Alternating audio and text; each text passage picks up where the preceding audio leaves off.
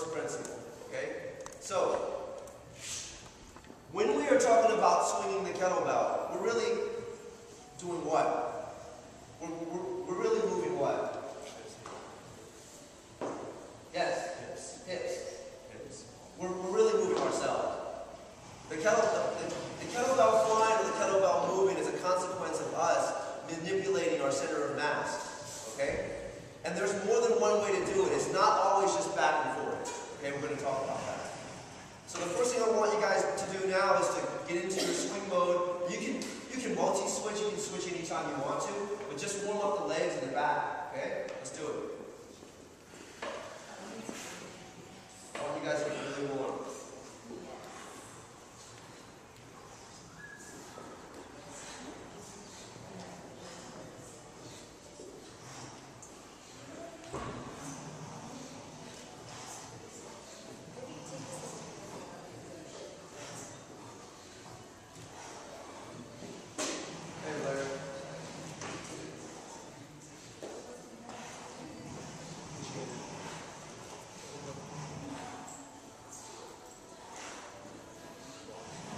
Just a couple of minutes, okay? Like I said, if you guys can use a weight that's not going to really push your conditioning, that would be preferable right now. Just something really light.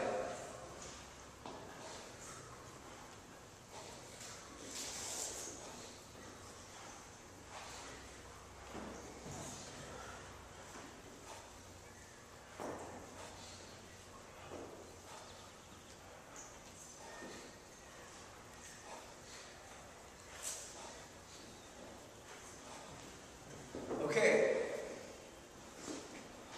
Principle number 2. Vertical displacement of your center of mass. Okay? When I'm doing my swing, if I'm going back and I'm only coming forward, where's that bell going to go? Forward. I need to generate vertical displacement. That's why sometimes when you watch really high-level lifters, there's a bit of a scooping motion with their hips. It goes like this. As they come up, they're scooping up, okay? Now, here's the thing with the snatch. For everything that you do, there's going to be a consequence. Because we're going to talk about all the different styles that you see on the internet. And the reason why I say styles is because that's exactly what it is. They're just styles. But we're also going to talk about the common principles that are going to be apparent in all of the high-level snatch athletes, snatchers. Okay, so you got to move your center of mass. Okay? How much? Well, it really depends. Okay? It depends on what? Your weight. Also depends on what? Height, stature, what else? Strength. What else? How far along you are in your set? Right, endurance. Okay, so I'm going to show you a couple of variations, right? Okay, here's the first variation of the snatch.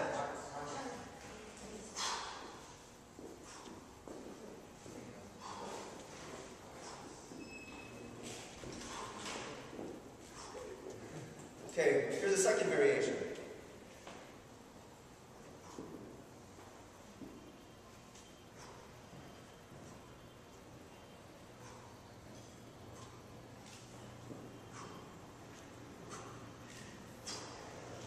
Which one is right, which one is wrong? Neither. As long as it works. Neither. Okay. I'm going to show you 2 more variations, okay? And you're going to tell me something about these 2.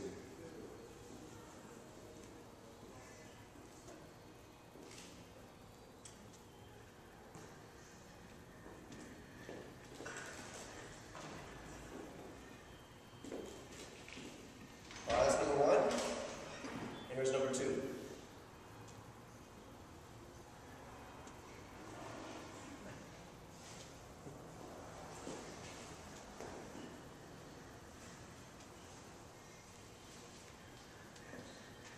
Which one is right, which one is wrong? They're both wrong. Okay. So let's talk about it. The first 2 versus the second 2. Okay. What's missing from the second two? Hips. Okay. Control the bell. But now we're understanding that all these things, the control of the bell, the hip drive, and the vertical displacement, they all belong to the same continuum. If you don't have one thing, you're not going to get the other thing. You're not going to have control of the bell if you don't have control of your own body. Okay? Okay. Principle number 3. Okay. Close and tight. It's just like martial arts. Okay, or jiu-jitsu, wrestling, close and tight. Okay. When? Close, tight. I don't want to make the mistake of bumping my arm away from me.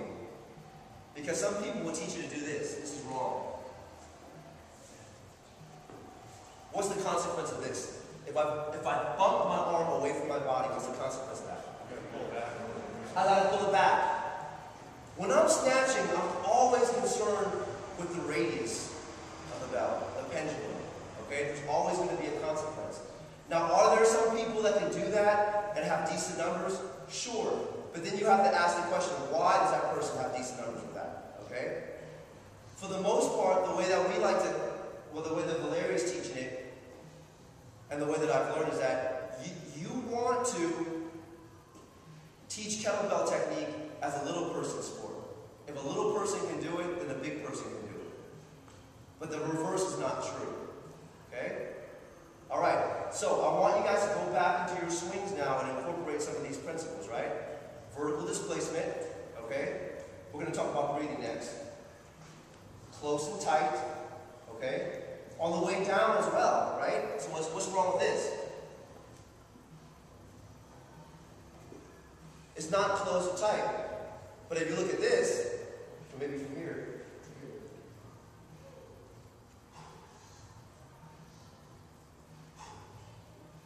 I'm trying to keep that radius to a minimum. How small? Well, it depends. Where's your center of mass? Some people have a higher level center of mass, some people have a lower. You just want to think about counter forces, counterbalancing. Okay, so let's go through the swing again. Maybe a minute aside. Okay, work on those principles.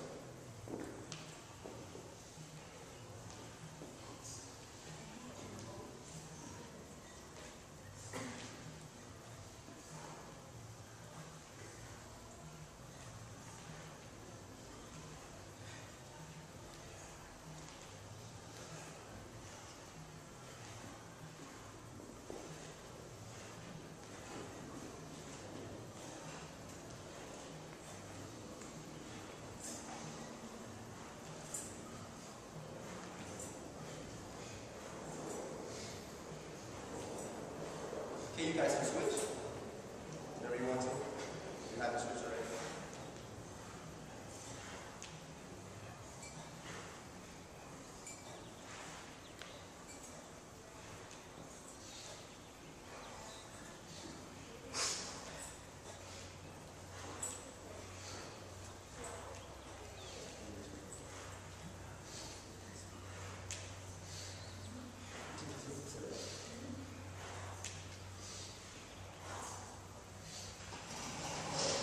Alright guys, great.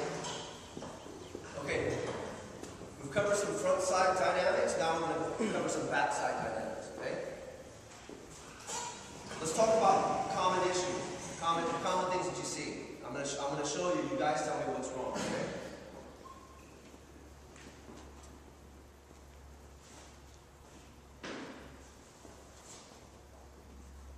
Just focusing on the back side.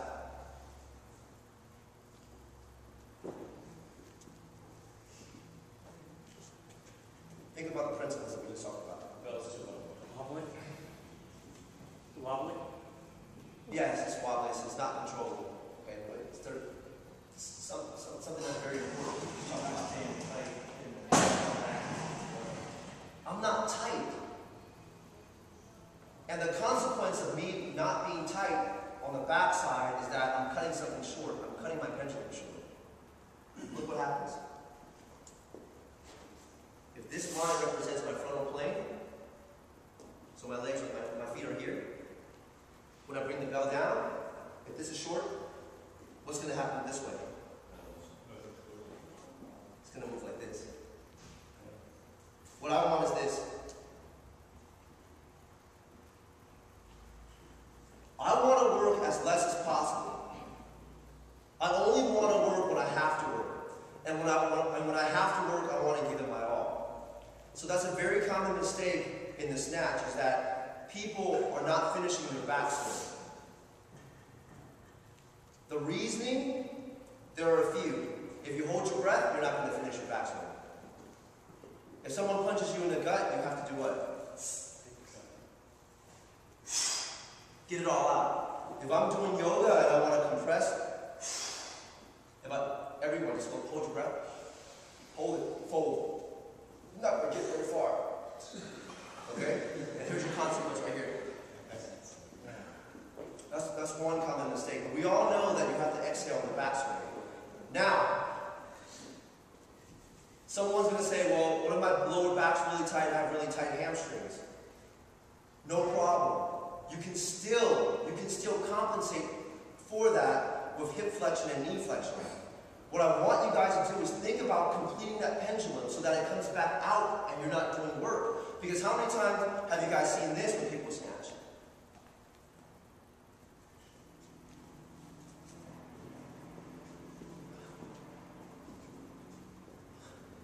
So they're starting to work here when they don't have to. Because what happens with the pendulum? It's going to come out naturally. If you allow that pendulum to work to its full range of motion, and you contract and pull at the right time, that bell is going to fly up. Okay, so watch this. I'm not going to work. Okay, I'm just going to let the pendulum work. And I just stand up.